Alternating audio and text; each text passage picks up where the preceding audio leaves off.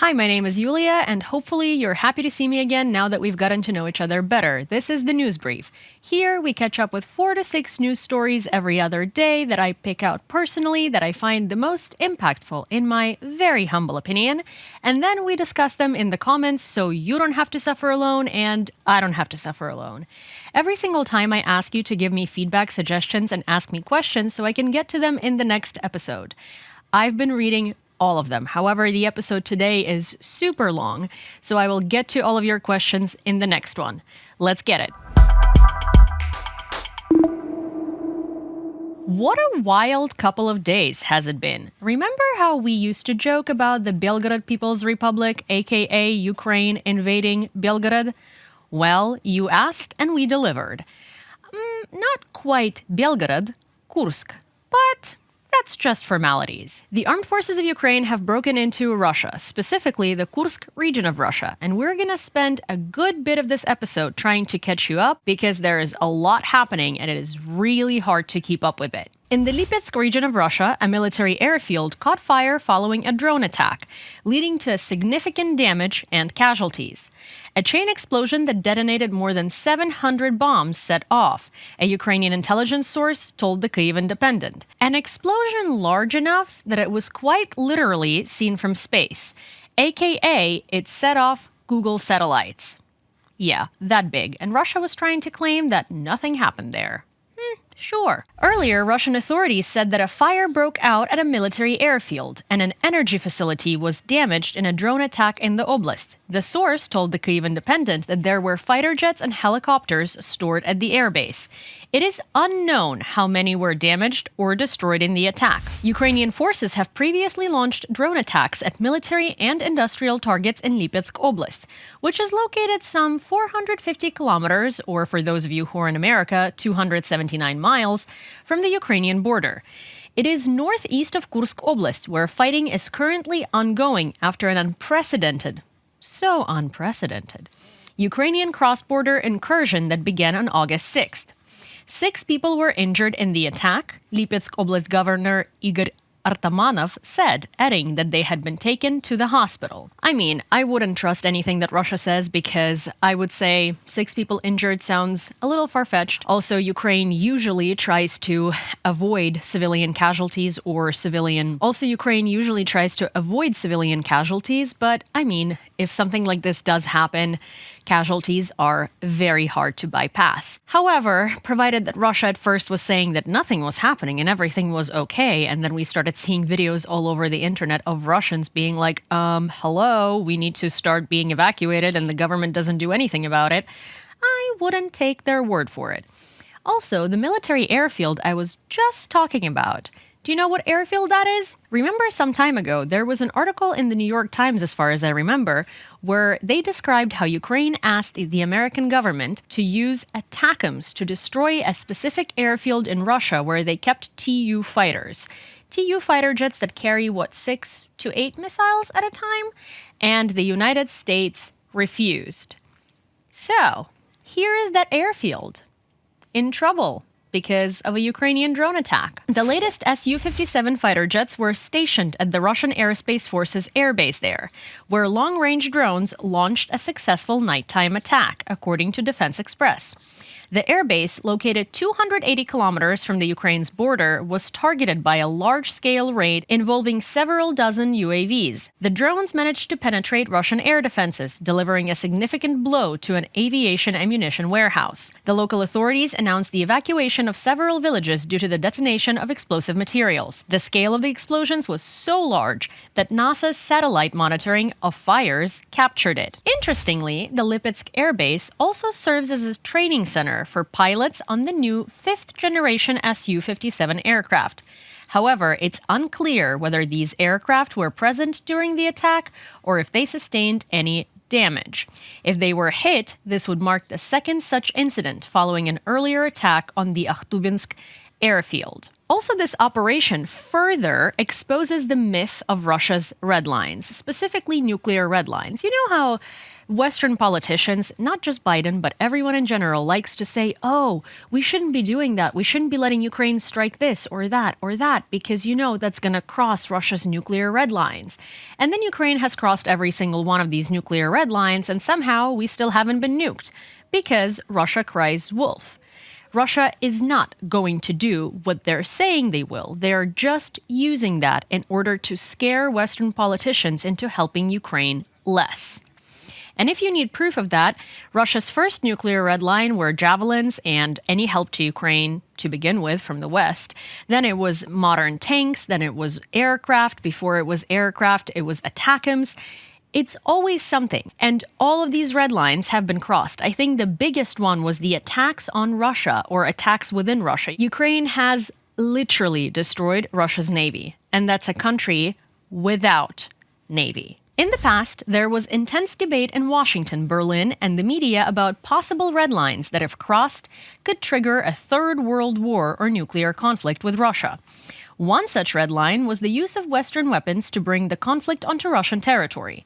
However, this has already occurred, writes Andreas Umland, an analyst at the Swedish Institute of International Relations. He argues that the Kursk operation demonstrates the fallacy of these red lines. Umland points out that this operation showcases Ukraine's ability to execute unexpected and sudden breakthroughs, something Russia has consistently failed to achieve since the war began. He suggests that Ukraine's strategy may be shifting not just the military dynamics on the ground, but also the framework for negotiations from a land for peace agreement to a land for land agreement. This situation, according to Umland, places Putin in a difficult position. Losing control over Russian territory is a significant embarrassment for the Kremlin. However, the occupied Ukrainian regions that Putin aims to retain are also part of the state territory he's obliged to protect. Umland concludes that Ukraine's new strategy might enable the doves within the Russian leadership, if they exist and have any influence over Putin, to argue for the cancellation of the annexation of these territories to restore Russia's territorial integrity. As long as Ukraine can control Russian territories, there will be mounting pressure on Putin to bring them back under Moscow's control. That's something that I was saying beforehand, and I am very happy that some of my theories and some of my sort of predictions for what is going to be happening on the front line came to fruition. A little while ago, Zelensky started with the rhetoric of peace talks with Russia, and we discussed it in one of the previous episodes of this show, where at the end of it I said, I don't see this happening and I don't see him being serious unless they have an ace of spades for negotiations. This does seem like this is that ace of spades. I've also been flooded with questions on my personal channels from mostly Americans asking if I think that America was involved in planning this operation. I don't. I think this operation was a complete surprise for everyone, including us here in Ukraine. I am not going to speculate too much because there is a lot of upsec around this situation to begin with, but here is what I will say. I think the initial plan was probably to break through into Russia and see what they can do. I would assume there was plan A, plan B, and plan C, all with a varying level of severity. And I do think that Ukraine has achieved the best case scenario because, as it turns out, after the breakthrough happened, just like in the situation with the Prigozhin's coup, Russia still hasn't built any defenses or infrastructure for defenses to repel a Ukrainian invasion if it were to happen. And adding to my point is John Kirby, who says he's still clarifying the objectives of the Kursk operation because he does not understand why it might be necessary. Kirby mentioned that the United States does not yet have a clear understanding of the goals behind Ukraine's actions in breaking through the Russian border.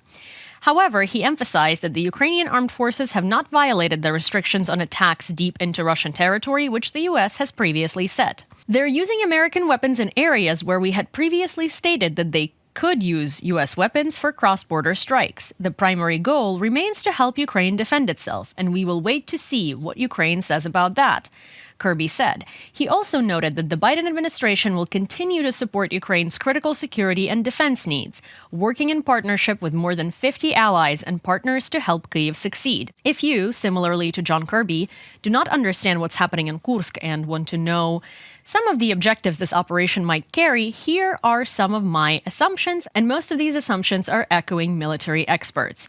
So the first reason for invading Kursk is because there is Kursk nuclear power plant that could be exchanged for a Zaporizhzhia nuclear power plant that Russia has been holding hostage for the past 2 years. The second objective is to surround Russians in Ukraine. If Ukrainians keep going further north to Belgorod and then further north to Novorossiysk, they can surround all of the Russian troops in Ukraine, forcing Putin to negotiations table on our terms. Also, the Russian Navy is located in Novorossiysk, well, whatever is left of it, so that would effectively cut Russia out of the Black Sea completely. Ukrainians also have successfully took control of the router, or a gas and oil switch, that delivers gas to Western Europe, particularly countries like Slovakia and Hungary. You know, those two countries that love blackmailing Europe and stopping and vetoing everything that helps Ukraine. Yeah, those. I wonder why they might want to have that switch. And another thing that leads me to believe that these assumptions might be correct, again, I'm going to emphasize their assumptions and my own personal analysis, so don't take it at face value, just take it as food for thought. As I said a couple of minutes ago, Zelensky started talking about peace talks a little while ago. He was also saying that the active phase of the war might be over by the end of 2024. Now, these events and the magnitude of them and what opportunities they provide to Ukraine align with those words, because it does seem like if Ukraine is able to take over more territory in Russia and hold it, then Russia is going to be forced to negotiate and give us our territories back, which is fantastic news. According to the Washington Post, Ukraine has officially requested to be able to use ATACMS missiles that were made in the United States for attacks on Russian airfields. The report cites an anonymous advisor to President Zelensky who suggested that such a move could help Ukraine maintain control over the territories that we have recently taken over in Kursk, providing leverage for negotiations with Russia. Earlier, Deputy Pentagon Press Secretary Sabrina Singh reiterated that the United States does not support strikes deep into Russia using American weapons. However, she acknowledged that the events in Kursk are incredibly important and crucial for Ukraine's efforts to reclaim its sovereign territory and achieve battlefield success. So I really, really hope that they will consider it. And based on the rhetoric you're about to hear, I think it's way closer to a yes than a no. Part of the answer will depend on the attitude of Washington. While the Biden administration has not complained about the use of US-made vehicles in this offensive, it apparently has not yet granted Ukraine permission to use American-made ATACMS missiles to hit Russian airfields and other targets deep inside Russia. Such strikes, perhaps backed up by the attacks from Ukraine's newly acquired F-16s, could impede any Russian counterattack. If Ukraine is not granted the permission it needs from Washington, its forces will be forced to retreat sooner than necessary. Given how Ukraine keeps erasing supposed Russian red lines with impunity, this is a risk President Joe Biden should be willing to run. And I agree with that. I've said it earlier, Russian red lines are crying wolf. It is a paper tiger. There are no red lines. They're not going to be... I shouldn't say it in absolutes. But I will say, in my personal opinion, they're not going to be using nuclear weapons because, first of all, those haven't been maintained since the Cold War. Half of them are working, half of them are not working. You can't tell which are and which aren't.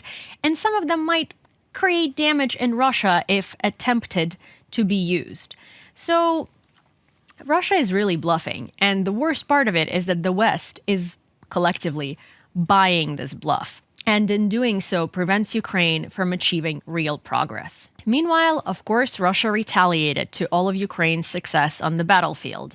Russia struck Konstantinivka, a frontline city in Donetsk, Kramatorsk, a city close to the front line, also in Donetsk, killing one worker and injuring several others. And of course, Russia struck Kyiv. 3 people were seriously injured, including a 13-year-old child. A 35-year-old man and his 4-year-old son were trapped under the rubble. Sadly, later, they were found deceased.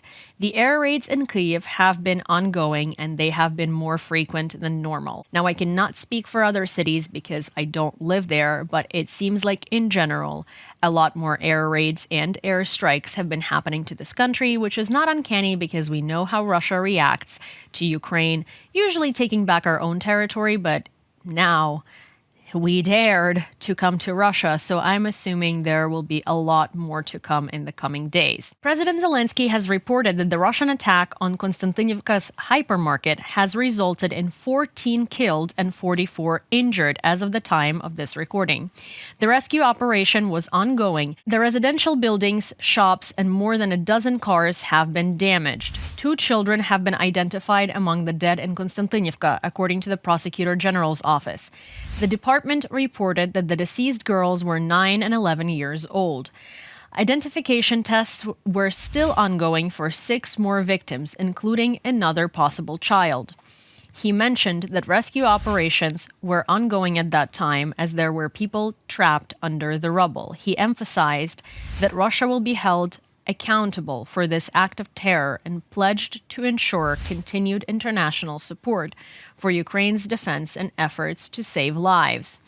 Another facility that came under fire was a Nova Poshta. The company reported that while all employees survived, one of them suffered a concussion and is currently being taken to the hospital for medical treatment. This strike comes very soon after they destroyed completely, carpet bombed, a nearby town of Salydovo. It was a frontline town, and I myself have sent quite a few packages to support my military friends into that Nova Poshta in Salydovo. I often find that Americans, or other foreigners, I usually say Americans because I've lived in America, so I guess I need to start saying Westerners, because I feel like anytime I talk about English-speaking countries based on my inherent bias as an American, I keep saying Americans because I assume that you on the other side of the screen are Americans, but there are actually a lot of people from Australia and the UK, so my apologies. I think people in the West fail to understand why Russia targets Nova Poshta so much. Nova Poshta is a super modern, incredibly efficient, sort of a private post company that has really knocked it out of the ballpark with their fantastic service and speed, and they have basically taken over most of Ukraine's shipping. Frontline soldiers rely on them for packages. They also rely on them for deliveries. Nova Poshta, we have jokes about it. You send something today and it makes it to its recipient tomorrow at 10 a.m. It's very reliable. It's incredibly important for logistics. And they also stay in frontline towns. The branches, they keep working. It's sort of like a one-stop shop for all of your logistical needs on the ground, but they're also, most of their work is shipping your orders from online stores and stuff, but they're so good and so efficient that Russia loves destroying their warehouses and targeting them because they know that, first of all, it demoralizes people. Second of all, it messes with our logistics. And to be clear, Nova Poshta is not a military logistical shipping service. It's basically a FedEx or a UPS. It would be a FedEx or a UPS competitor had they not been in Ukraine. But they are incredibly good at their jobs. So a lot of civilians use them to send care packages to their loved ones at the front and etc. And of course, we send drones and other gear that we buy for our relatives at the front through Nova Poshta as well, simply because it's efficient. And Russia hates anything efficient in Ukraine. U.S. Ambassador to Ukraine Bridget Brink and EU Foreign Policy Chief Joseph Borrell have condemned the latest Russian terrorist attacks on Konstantinivka. Russia is again attacking peaceful civilian communities in Ukraine. This time, a rocket attack on a shopping center in Konstantinivka, Donetsk region killed at least 14 people and injured 43. Russia must be held accountable for these war crimes, Brink wrote on the X social network. Borrell also expressed his outrage. Russia fired again at Ukrainian civilians, hitting a crowded shopping center in Konstantinivka, Donetsk region. We support accountability for this and other Russian war crimes. Now Ukraine needs more military support to protect its cities, civilian population, and infrastructure. And there is not much I can add to that. I agree with it. While it does seem like there is no stopping Russia, recent information begs to differ, because of course I have to add a pinch of good news after something incredibly, incredibly tragic. There are at least few factors that suggest that my previous words are true. Russia is launching newly manufactured missiles at Ukraine. which may suggest a rapid depletion of its pre-war stockpiles, according to the New York Times. Analysts from the British non-governmental organization Conflict Armament Research, or CAR, examined the KH-101 missile that struck the Ahmedud hospital on July 8th and determined that it was produced between April 1st and June 30th, 2024.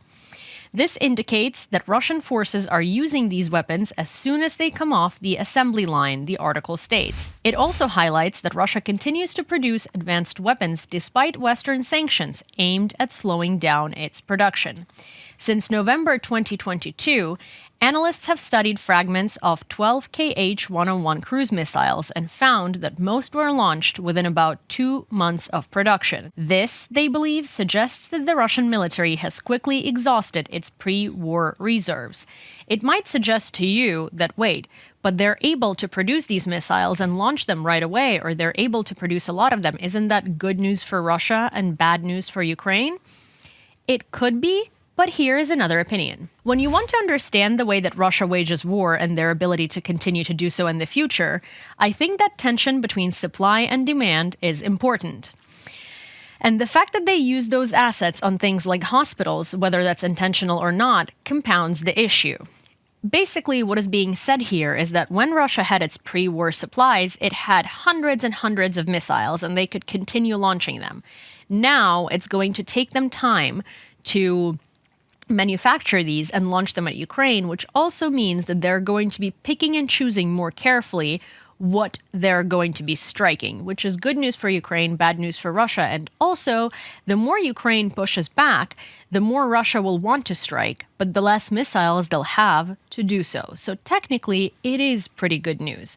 And here is another bit that's very good news. The Russian economy, currently booming due to large military orders, may soon face a significant recession. This downturn isn't tied to a single cause, but stems from systemic issues that have worsened due to the overheating of the economy, driven by government spending on the military-industrial complex, according to Bloomberg. Labor resources are nearly depleted. With intense competition between the military and civilian sectors for skilled workers, it's becoming increasingly difficult to find qualified employees or military personnel, even with substantial benefits and comfortable working conditions. You know, it's actually something from my personal experience that I will share that I've noticed that also shows me that Russia's economy is not doing nearly as well as we're being led to believe. There are a lot of post-Soviet satellite states that send their blue-collar workers to Russia through like agencies to make money. So construction workers or taxi drivers. And there used to be a lot of people from Tajikistan coming to Russia to work in taxi service. Now, there have been more and more taxis that I order that are driven by people from Tajikistan. And I mean, when I ask them when have they moved here, they will say 8 to 10 days ago. So very, very recently. And I'm just curious. These are foreigners. I'm like, oh, how did you move here? Why did you move here? And they all tell me that they go to these agencies that used to send them to Moscow, that now send them to Kyiv or Almaty, which is in Kazakhstan. And you would think, oh, interesting, maybe, Ukraine is now on their radar. Well, no, not really, because it's much easier to send them to Russia and the market was larger, right? But now, if they're making money in rubles, they can't exchange that money and take it out of the country and pay for their bills and pay their bills back at home where they leave their wives and children until they get on their feet and can bring them to wherever it is they moved, Kyiv in this particular case.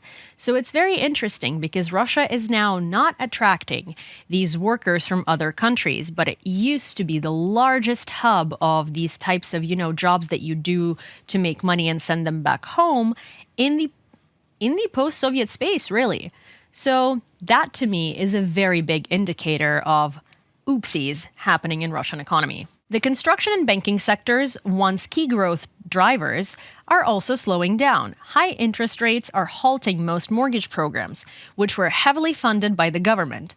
Last month, the government nearly stopped its mortgage subsidies with no signs of resuming them. Despite these challenges, experts predict that the gross domestic product, or GDP, will grow by over 4% annually in the second quarter. However, there is no official forecast for future GDP growth, likely because even government analysts anticipate significant economic problems. Economists expect the Russian economy to slow, with GDP growth potentially dropping to 2%, and in the coming years, it could fall further to just 0.5%. Elvira Nabiulina, head of the National Bank of Russia, noted that the economy's overheating is the worst since the 2008 financial crisis. She believes that labor force and production capacity reserves are nearly exhausted, casting serious doubt on the continued economic growth. Russia is a bubble right now. Sure, you might not feel the effects of the economic stagnation inside of the country as much as you would if you tried to get out, but that's the whole point.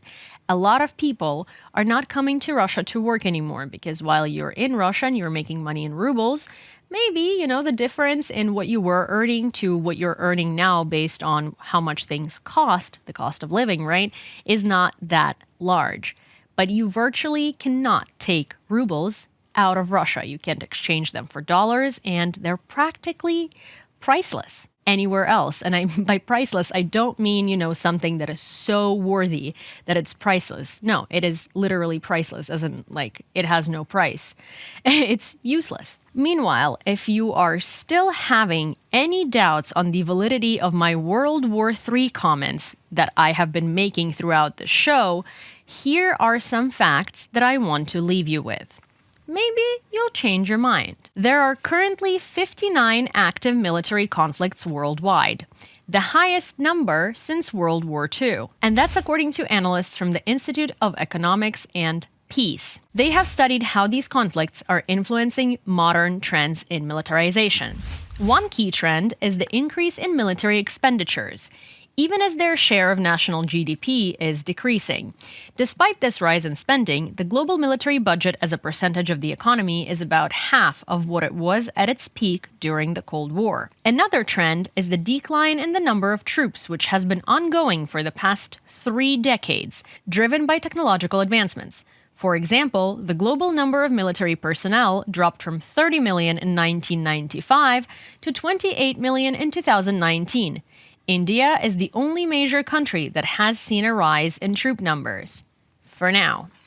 Countries where military holds a significant place in the national economy include North Korea, with at least 24% of the GDP, Afghanistan at 10% of the GDP, Oman at 5.9%, and Algeria at 4.8%.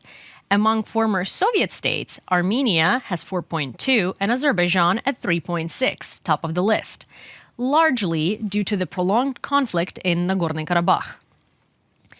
In contrast, military spending in the US is currently 3.1% of its GDP, down from 4.7% 15 years ago. But you can't really look at it that way because the US is a little different. The US spent $736 billion on defense in 2022, far exceeding the military budget of China at $282 billion, India at $75 billion, the UK at $69 billion, and Russia at $63 billion. So even though the percentage is technically going down, the US is just such a large military power that we cannot look at it and make conclusions on whether they're demilitarizing or not because their budgets are just so much higher than combined budgets of most countries. IEP estimates that the US holds the greatest military power globally, with China and Russia trailing at 0.91% and 0.9% of US military potential, respectively. France, the UK, India, Japan, South Korea, and Italy also rank among the top countries with significant military capabilities. The IEP analysis does not simply count the number of military equipment units, but also considers technological advancements within these countries. Across generations and also classes of weapons. For instance, they differentiate between older models like Su-27 or F-16 and more advanced aircraft like F-35. The IEP notes that global militarization levels had been declining since 2008, But this trend reversed in 2022. The analysts predict that militarization will continue to rise for at least in the next 5 years. I wonder why. Why would it be rising for the next 5 years? Might it be because Russia is, starting fires everywhere and has invaded a sovereign country and has been killing people in cold blood for the past 2 years? No? Maybe it's just me. Anyways, if you want to see the full analysis from the IEP, I will link it below in the description of this video. For now, that's all I have for you for today, and I will see you in a couple of days. Meanwhile, please do me a very, very big favor. It's really not that big, but please like this video, send it to friends if you enjoyed it, so maybe they can start watching them as well and, understand a little more about what's happening in Ukraine in the context of the world. And don't forget to subscribe to The Gaze, Gaze, so you could see more journalists and reporters that work tirelessly on this channel, provide you with very useful information. And PS, or PPS, don't forget to leave your comments, questions, and suggestions under this video as well, because I do read them every time, and as I said earlier, this episode had just been so packed with information that we're gonna have to start answering them in the next one. See ya!